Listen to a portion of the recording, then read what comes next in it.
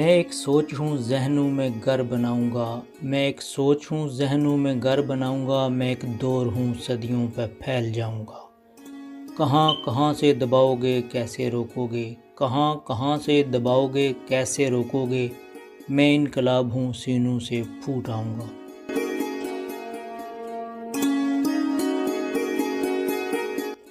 آپ سن رہے ہیں خاموشیوں کی آواز، سنیے ان کتابوں کے بولتے لفظ جنہیں آپ سے دور رکھنے کے لیے پاکستان کے زیر انتظام کشمیر میں جن پر پابندی عائد ہے۔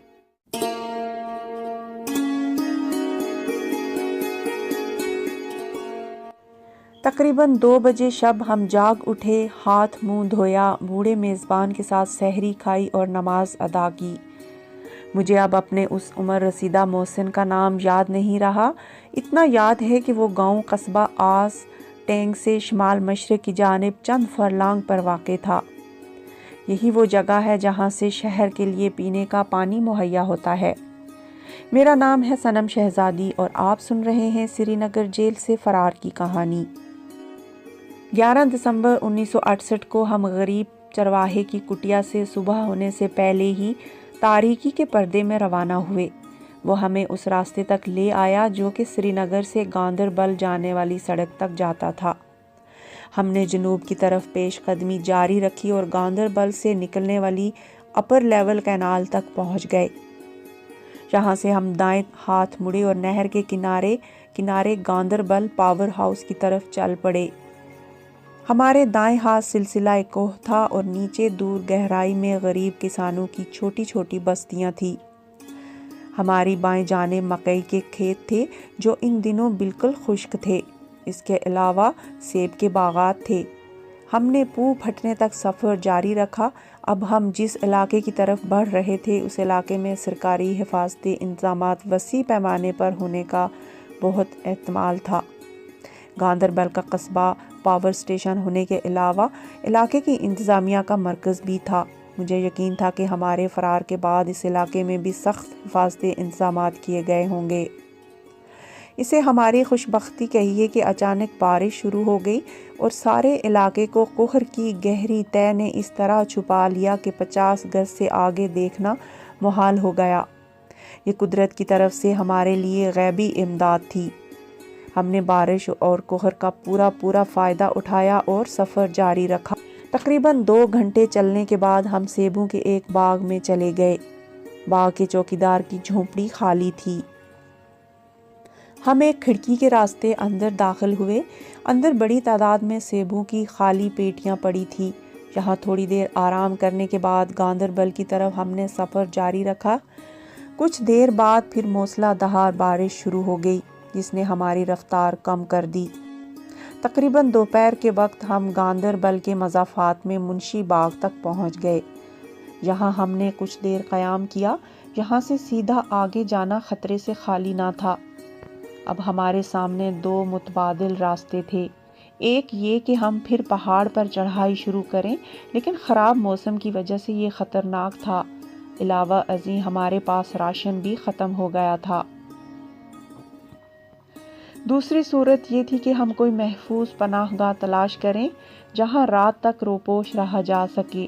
اگر ممکن ہو تو اس علاقے کے بارے میں کچھ معلومات بھی حاصل کی جائیں تاکہ اس پرخطر علاقے کو شب کی تاریکی میں عبور کیا جا سکے۔ میں نے دوسرے متبادل راستے کو اختیار کرنے کا فیصلہ کیا۔ ہماری بائیں جانب کچھ فاصلے پر ایک باغ تھا جس میں ایک 3 منزلہ مکان تھا۔ میں نے اسی مکان کو چھپنے کے لیے استعمال کرنے کا فیصلہ کیا۔ میں بائیں جانب کے نالے میں اترتا ہوا باغ تک جا پہنچا اور اپنے ساتھیوں کو پیچھے آنے کا اشارہ کیا۔ چند لمحوں بعد ہم لوگ ایک اونچی ڈھلان پر چڑھ آئے اور باغ میں داخل ہو گئے۔ میں نے ساتھیوں کو پیچھے رک جانے کا اشارہ کیا اور خود مکان کے آنگن میں پہنچ گیا اور صاحب خانہ کو آواز دی۔ چھوٹی چھوٹی سفید داڑھی والا ایک 60 سالہ بوڑھا پہلی منزل کی کھڑکی کے پٹ کھول کر سامنے آیا اور کچھ پوچھے بغیر فوراً ہی بول اٹھا، یہ ہمارا رہائشی مکان نہیں، ہم وہاں نیچے گاؤں میں رہتے ہیں، وہاں چلے جاؤ تمہیں کچھ مل جائے گا۔ बूढ़ा आदमी हमें कोई पेशावर गदागर समझा था, जो देहाती इलाके में आम तौर पर फिरते रहते हैं और मुसाफिर कहलाते हैं। ये मुसाफिर ख़ास तौर पर ख़ज़ां के मौसम में गांव-गांव फिरते हैं और सूफ़ी शायरों की नज़में गाकर खैरात तलब करते हैं। ये खैरात आमतौर पर नकद के बजाय जिन्स में होती है। ये फ़न अब एक पेशे की सूरत इख्तियार कर चुका है, जिसके साथ एक ख़ास किस्म का तक़द्दुस वाबस्ता हो गया है, जो आम भिखारियों के मामले में नहीं पाया जाता। कश्मीर में ऐसे अफराद को भी मुसाफिर के नाम से पुकारा जाता है, जो दौरान सफ़र मौसम की ख़राबी, रास्तों से नावाक़फ़ियत या किसी और हादसाती वजह से राह से भटक गए हों। ऐसे गुम करदा राय अफराद को खौरो नोश से मदद करना और उन्हें पनाह देना कश्मीर की लोक रीत है और तहज़ीब का एक खासा है। मैंने आवाज़ बुलंद उस बूढ़े आदमी को जवाब दिया कि हम मुसाफिर नहीं हैं, हमें खैरात नहीं चाहिए, आप ज़रा नीचे आए, आपसे बात करनी है। वो कुछ और कहना ही चाहता था और ऐसा लगता था कि मुझे टालना चाहता है। मैंने दोबारा कहा, आप सोच क्या रहे हैं, जल्दी नीचे आइए, बहुत ज़रूरी काम है, बहुत ज़रूरी मामला है। कुछ पसो पेश के बाद बूढ़ा, जिसका नाम मुझे बाद में अहमद राथर मालूम हुआ, लोई लपेटे हुए दरवाज़ा खोलने के लिए नीचे आया। मैंने साथियों को नज़दीक आने का इशारा किया।